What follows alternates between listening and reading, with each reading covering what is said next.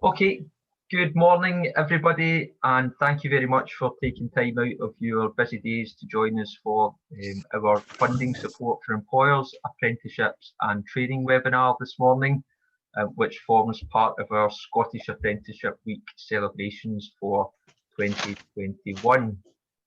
Next slide please, John. At the outset, I should let you know that today's webinar is being recorded. Hopefully we'll be able to edit out the issues that we experienced at the outset of the webinar this morning. But I should let delegates know that it's only the panelists that you'll be able to hear. All of the rest of the delegates, all of the people watching this, except the 4 panelists, are effectively on mute, and we cannot hear you. However, we do have, if you put your cursor across the screen towards the bottom, there is a Q&A function which is going to be live throughout today's session. So I would encourage you, if you have any questions, to drop a query into the Q&A function at the bottom, and I will gather those up for all of our speakers, and we'll have a short Q&A session towards the end of the day. There's also a chat function. Again, if you scroll your cursor across the screen along the bottom, I'll be looking after that as the seminar progresses this morning. So please drop us a question or put a little comment in the chat, and we'd be more than happy to get back to you. I did mention that this is part of Scottish Apprenticeship Week. That's running from the 1st to the 5th of March. Now, if you are inclined then to use social media, please do use the hashtags business backing talent and the hashtag ScotAppWeek21 to promote today's webinar, and we'll be doing that through our Twitter account at SBF1895. If you're perhaps more traditional, as I said earlier, the slides will be circulated after today's event, although they are a relatively big file. So we'll need to find a way of getting those across to you. I think the last thing I'll mention just now is today's webinar is brought to you by both Scottish Building Federation and SBTC. SBTC, of course, is the registration body for construction apprentices.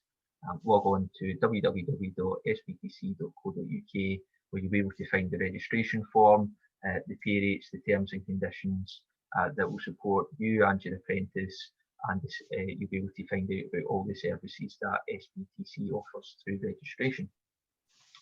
Next slide, please, John. Today we have 3 presenters. I'm delighted to say that Elaine Ellis, the Skills Planning Manager for Construction from Skills Development Scotland, will be starting things off. Elaine will be having a little look at the funding streams that are available for taking on apprentices and redundant apprentices. Next up will be Barry Dawson from CITV, Customer Engagement Manager for Scotland. Barry will be looking at the CITV grants that are available and telling you a little bit about the Skills and Training Fund. And then finally, we have John Rennick, the Sector Manager for Construction for ESP. That's the Energy Skills Partnership, and John will be telling us all about the Flexible Workforce Development Fund. The purpose and objective of today's session is really to find out how do we put pounds in employers' pockets for taking on apprentices and for developing training programmes. We all know the tremendous benefit that apprentices can bring to your company, and the kind of wider social benefits and the benefits to the candidate themselves. But today we want to find out what is the benefit for the employer in terms of taking advantage of those many COVID-related schemes that are available at this moment in time. So I do hope that you find something of interest today, and you're able to go away from today's session and find a route to getting some money to your organisation for undertaking training and delivering apprenticeships. The purpose of today's session is we've got some short, sharp presenters. Each of the 3 speakers will speak for about 10-15 minutes each, and we should have a short question and answer session before finishing at 11 AM this morning, and I do intend to try and finish things quite sharply to make sure we stick to our diary commitments. So without further ado, I would like to take this opportunity to welcome Elaine Ellis from Skills Development Scotland. Thank you very much, Elaine. Hi, Paul. Thanks for the opportunity to speak today. I'm feeling like Chris Whitty. Can I have the next slide, please?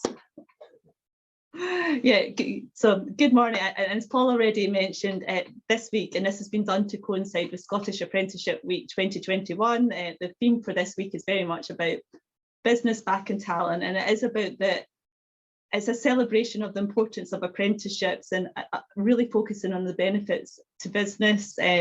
We've done some research relatively recently, and it showed that over 90% of employers would recommend taking on an apprentice of those that are engaged. And of the apprentices, it was even higher. 96% of apprentices felt that they were more able to do their job at the end. So it's very, very positive. I think in construction, apprenticeships are so much more embedded. They're very much part of the culture, and not surprisingly, it's construction apprenticeships that are the sort of biggest single sector for us in terms of apprenticeship numbers. But a big part of what we are doing is about trying to take that excellent model of training and get it out to other sectors, which we've been successful in doing over the last couple of years. But it's great to have you here today. Next slide, please. So just very briefly, a little bit about construction and COVID. I mean, I don't need to tell anyone here that COVID has, as well as being a sort of major health challenge, is an unprecedented economic challenge. It has had and it continues to have a major economic impact. There's been record falls in output across all sectors. There has been already significant increases in redundancies to date. And as you will know, there was a budget yesterday, moving forward from this and moving into recovery is going to be a challenge that is going to dominate economics in this country for years to come, unfortunately.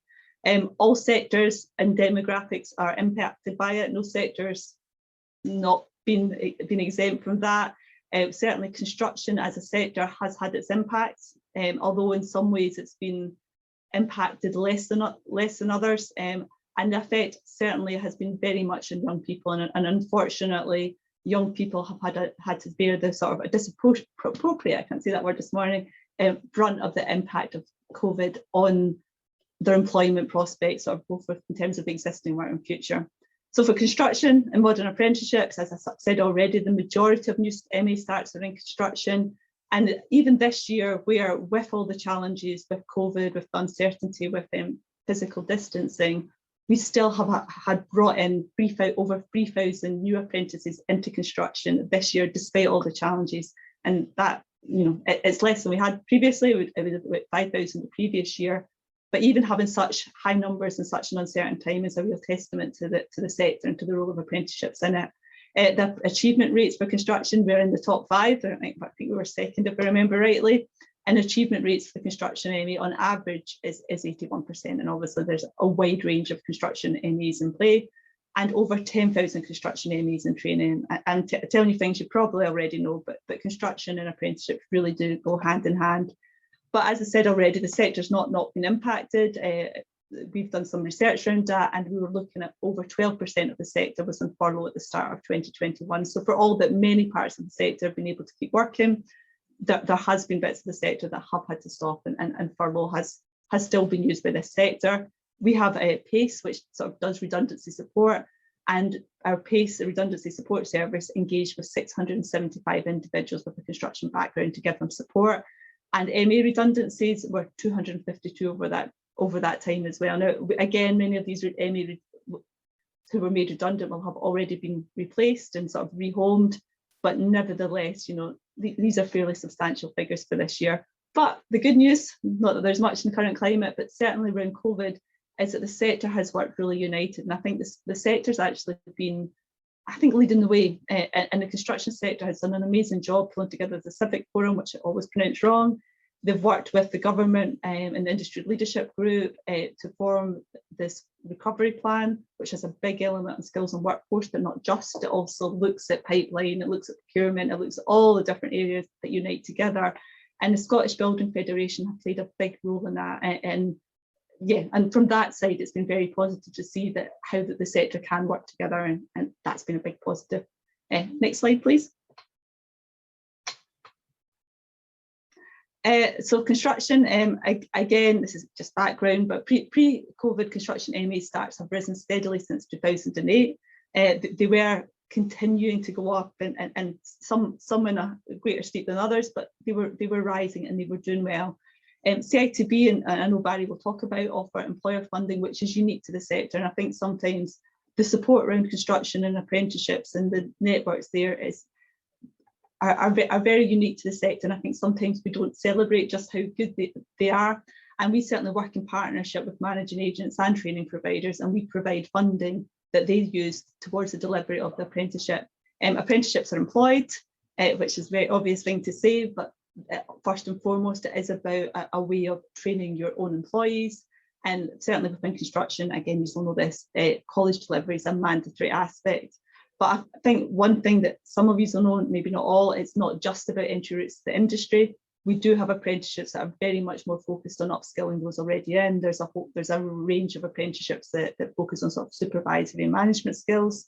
And again, relatively unique to construction, or there's a few other sectors, but we also do fund adults. Now, it is at lesser rates, but we do provide funding to training providers for adults. And that isn't necessarily the case across all other sectors either. What I will say is feedback matters. It always is a two-way communication with the sector, and the funding and the support that has came out as a result of COVID has came out in part from feedback from various sectors, including the construction sector. And we've captured that feedback in what we call sector insights. I've put a link to one of them there.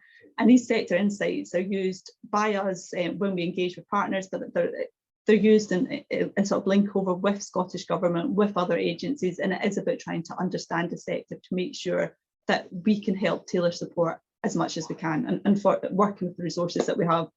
Why it matters is we need a lot more people, and there's various figures out there, but the prediction we have between 2020 and 23 is that we will need 7,300 expansion demand as extra people, and about 17,900 replacement demand, and so we need new apprentices in, and with the main route being through employment and through apprenticeship for training.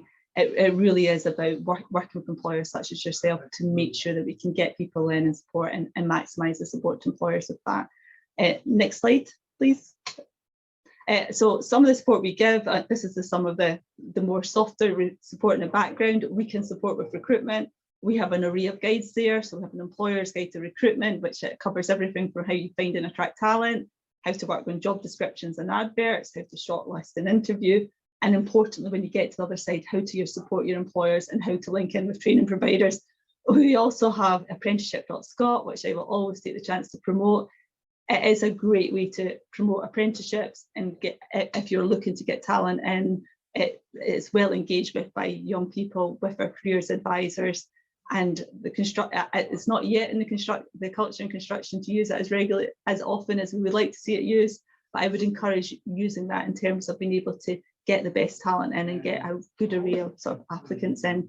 I think it's really important to say that while the apprenticeships and the construction specific apprenticeships are very important, we do also offer many subjects that are sort of cross-sectoral. We have various IT, various digital skills, and many of these apprenticeships are just as relevant for construction companies. So it's not just about training, the trades of the future or the sort of construction specialists. It is also about training all the support staff that will work in your business. And there is the opportunity to do that. So certainly as you move forward, if you're thinking of taking an apprentice, we have helplines, engage with us, we have free ways to advertise, and I would certainly sort of encourage in using that just to make the process that a little bit easier. Next slide, guys.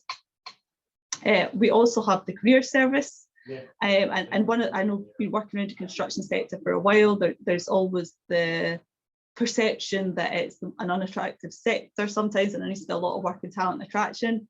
It's always good to promote the sector. It's a competitive market for young people, and for maybe while the next year or two it's going to be challenging, and economically the reality is we do have a demographic that means there's less and less young people coming through, and it will be important for sectors to go out and engage and show how attractive their sector is. The careers advisors, who again are part of SDS, have many young people come to them who are interested in the sector, and certainly a big part of what we do, it is about trying to support people choose the right career. And we do various webinars and broadcasts, and construction sector has always been excellent in engaging with us. But certainly if anybody wants to engage directly, we're happy to have those conversations. In terms of actual funding, we have the National Transition Training Fund.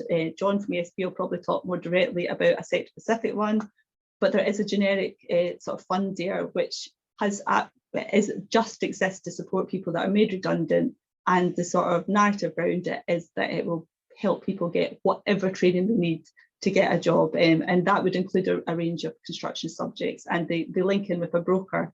There isn't limits in terms of how much money is put on that. It is really just about getting the qualification. So I would strongly encourage anybody who, if you know anyone who's been made redundant or looking for a job and needing that extra support, link in with our PACE. You can drop me an email, I'll certainly give you the contact details. And from that, we can look at how to link in with the National Transition Training Fund, because it's a good opportunity to access, basically just access whatever support is needed to get a job. We also have individual training accounts where there's money giving towards upskilling and reskilling. However, there's various terms and conditions around that. So it does have a wage limit on it, which due to the sort of generally positive wages in construction, we tend to be out of, but there's sort of a lot of good work done for your service. Next slide, guys. Again, in terms of apprenticeships, a lot of our focus over the last few months has been about how to protect apprentices, and we have had to work with the likes of SQA, with the training providers, to look at how to adapt for physical distance, how to change what we're doing. We've looked at how we're working with our training providers to try and support them over this time. But some of the ones that you guys will certainly be interested in is that we have got support, and we have upped our Adopt an Apprenticeship grant. So that was previously at £2,000. It's now currently standing at £5,000. And it's an excellent opportunity to get that extra funding to help sort of support a business to take on an apprentice that's made redundant. This sector has always been excellent at linking in, and I know CITB and others do great work at doing the matchmaking, for want of a better word, when an apprentice is made redundant. But that extra funding does sit in the background, and we strongly encourage you to take it up. We have done an array of sort of look at how to create new opportunities and pathways in. There's foundation apprenticeship sort of pilot on the go that links over with construction. There's various graduate apprenticeships that link in, but one of the sort of standard items, which I know Paul will speak about in the past, is a pathway apprenticeship. So we've created a pathway apprenticeship in construction, and that was worked with very closely with the sector that created that. Now, the lockdown timing was not ideal for that, but certainly as we move forward and as lockdown lifts and we move into next year, we've got that foundation to work on and to build on. In terms of sort of stimulating demand in apprenticeships, we are very sort of keen to link into the various incentives that are there. One of the major ones that we've got on at the moment is the apprenticeship employer grant. It allows you to get up to £5,000 to take on an apprentice, £3,500 if they're over 25. So it's all ages. It's not just for brand new apprentices. It's also if you upskill your existing workforce. Now, there is terms and conditions around that, so it's worth looking at them. But certainly, if somebody's had a new opportunity and is doing a new role, that funding would apply. It is in place only until the 26th of March. We have had some feedback on that. This particular fund won't be extended after that, so there's a time-bound element there. What there is that will go in its place is there is going to be a wide array of employer recruitment incentives that are going to sit at local authority level, and they're going to sit with some local government teams.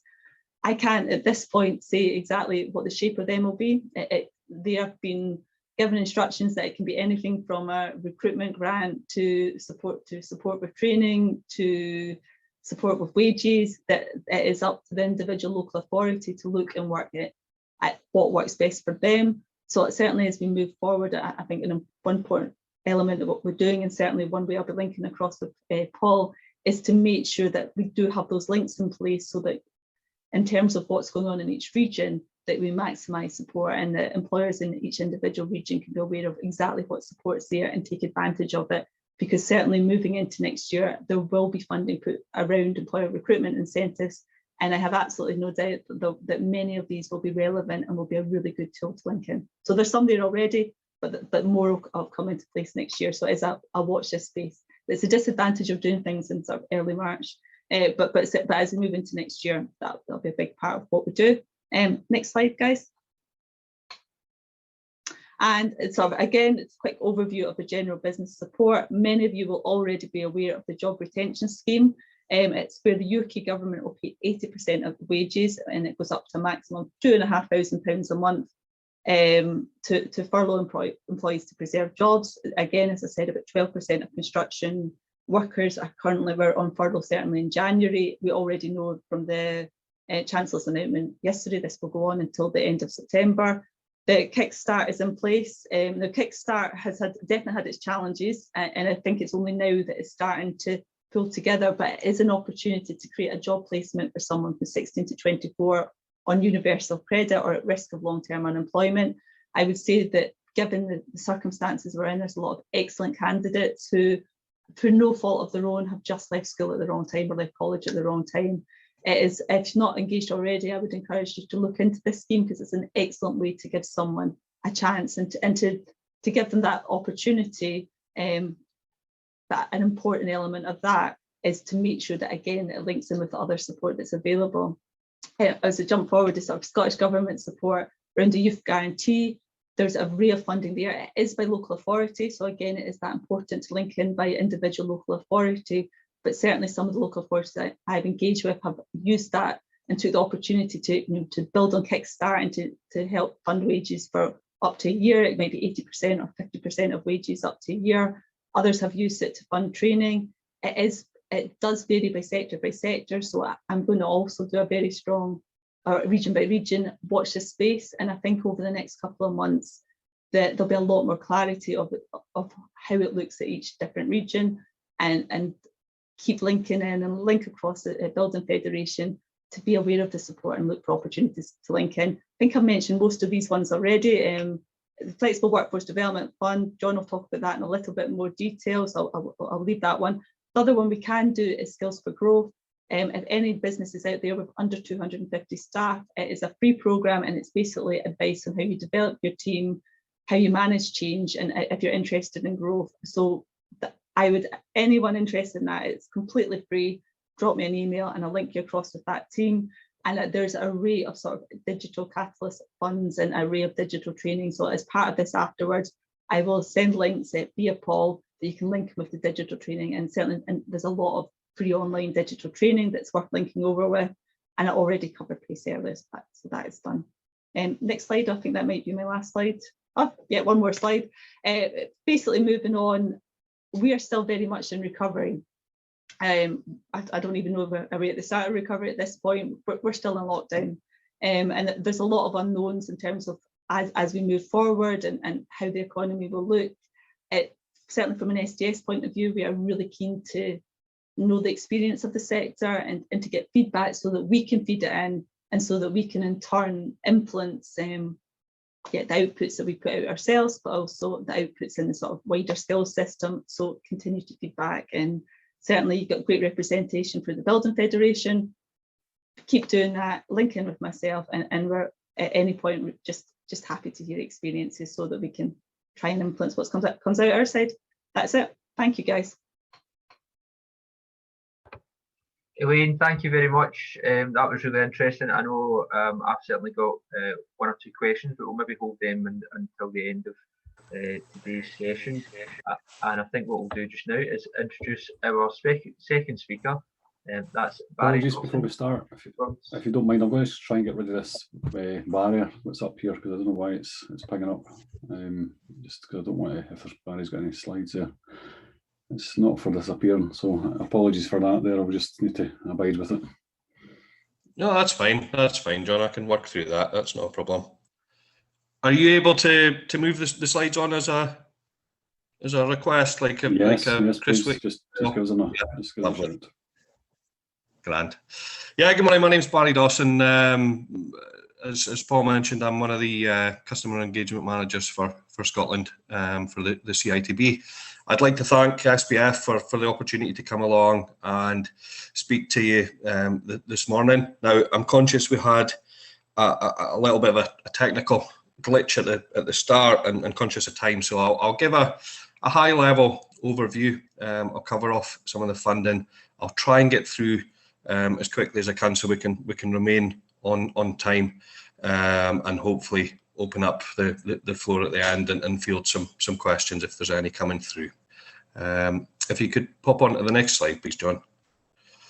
So having a look at the financial support that's available through CITB, there's a significant amount of financial support in the shape of grants or funding streams available for a whole number of training interventions. Now, specifically this morning, we're going to look at the apprenticeship grants that are available, as well as touching on the skills and training fund and how that can kind of feed into training for upscaling the full workforce, but certainly apprentices as well, who are sometimes forgotten within that sphere, because sometimes employers are not aware that they can actually apply for funding for their employers, for their apprentices, as well as their existing qualified workforce. So, as I mentioned, we've got a number of different grants. We've got short course grants, we've got qualification grants, but the specific apprenticeship grants that we're going to look at today, I'll touch on in a slide or two's time. If you could pop on to the next slide, please, John. We're also going to look at the Skills and Training Fund, as I mentioned. So we have two streams of funding that sit within the Skills and Training Fund at the moment. We have the Small and Micro Fund, which is for companies with up to 99, or shall we say less than 100 employees on the payroll. There's up to £10,000 worth of funding available, depending on company size. Now, they're broken down into different levels of funding per company size. Now, the next slide, when we move on to that'll give you a better indication of the level of funding that you can apply for through the Skills and Training Fund for your company. There's been an addition over the last year or so to the Skills and Training Fund. It was originally, at its inception, capped for SMEs up to 100 employees. But based on feedback we received, we opened it up to the medium fund. So now we can support companies with, you can see there, between 100 and 249 employees via the medium Skills and Training Fund. So there's up to £25,000 on that, depending on company size, and we can have a look at the breakdowns of the levels of funding that are available, depending on size, up to the maximum on the next slide. We also had the Leadership and Management Fund, which some companies on the call today, some of the larger companies on the call today may have applied and been successful for. We set aside around £3 million, and of that there was about 37 bids approved. Quite a significant number throughout Scotland as well were approved throughout that leadership and management bid. So that was really positive. We don't have that closed back in October, but we'll be looking at the evaluation of those funding bids to see how we shape that moving forward. So at the minute we have a lot of projects that have been approved and are currently underway, as well as the small and medium Skills and Training Fund. If you could move on to the next slide, please, John. So as I mentioned there, depending on business size, the funding entitlement varies significantly from up to £5,000 for below 49, right up to the top of the scale there for the medium-sized employer fund, up to £25,000 available there. So you can see there is a significant amount of funding available through CITB with regards to skills and training interventions through the employer network. Now, I think it's important to add that over and above the Skills and Training Fund, we also do have the standard grant scheme in operation. So this, if we have a look at the lower sort of tier there, the SME fund, that £5,000 doesn't actually take account of the tiered rates that are attributed to the grant eligible training. So we have grant tiers of £30, £70 and £120 that are attached to grant eligible training throughout the grant scheme. So the most sort of simplistic explanation of how that would work is if yourselves as an employer decided to apply for £1,000 for maybe an on-site assessment, or let's just say £1,000 for a training course. If there was a grant value attributable to that course, then you would only actually be looking at, say there was a VQ achievement grant of £600 through the grant scheme, you would only be using £400 worth of your entitlement through the skills and training fund. So it's important to note that the £5,000 can stretch a lot further than it may at first glance seem. But we have a team of advisors in place across the whole of Scotland who would be more than happy to assist and help you through that process. Details of which can be found on the CITB website, or I'm more than happy for anybody to contact me directly after this call in relation to explaining who your local contact would be. Next slide, please, John. So obviously we're here to speak about apprenticeships predominantly, and I think Elaine touched on, to be honest, at the start of the pandemic, I think even the most optimistic amongst us really had real fears around the numbers of apprentices that were going to be realised and onboarded throughout the pandemic. I think it's testament to construction, the figures that we're now looking at.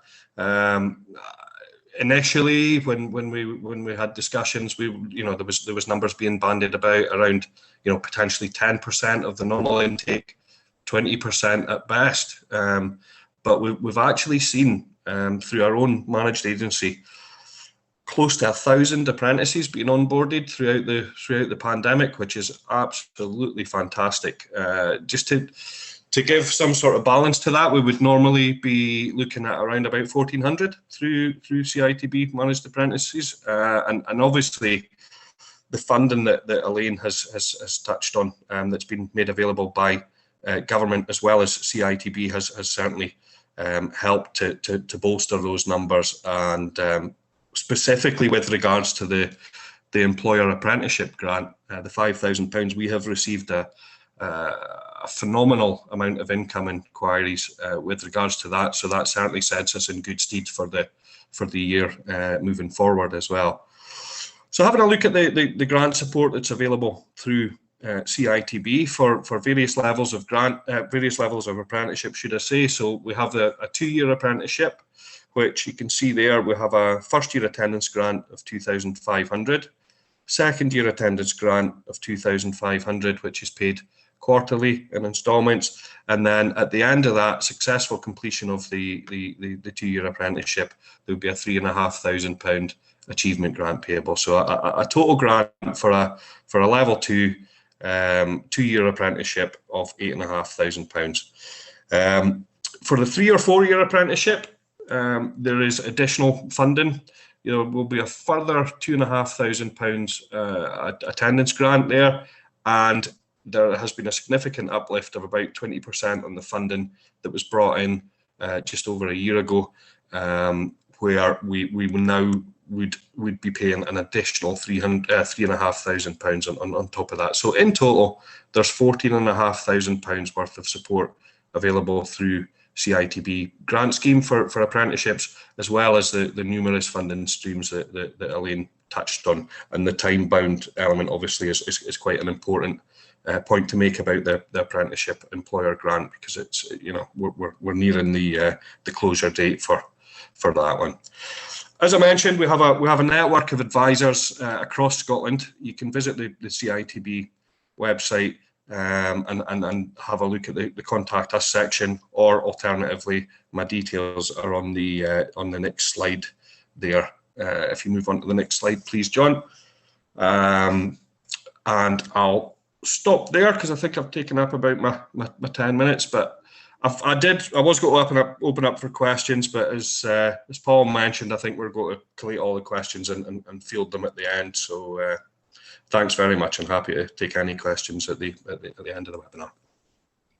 Thanks, Barry. Really appreciate you running through those slides quickly, given our time pressures, and hopefully we will have some questions for you at the end.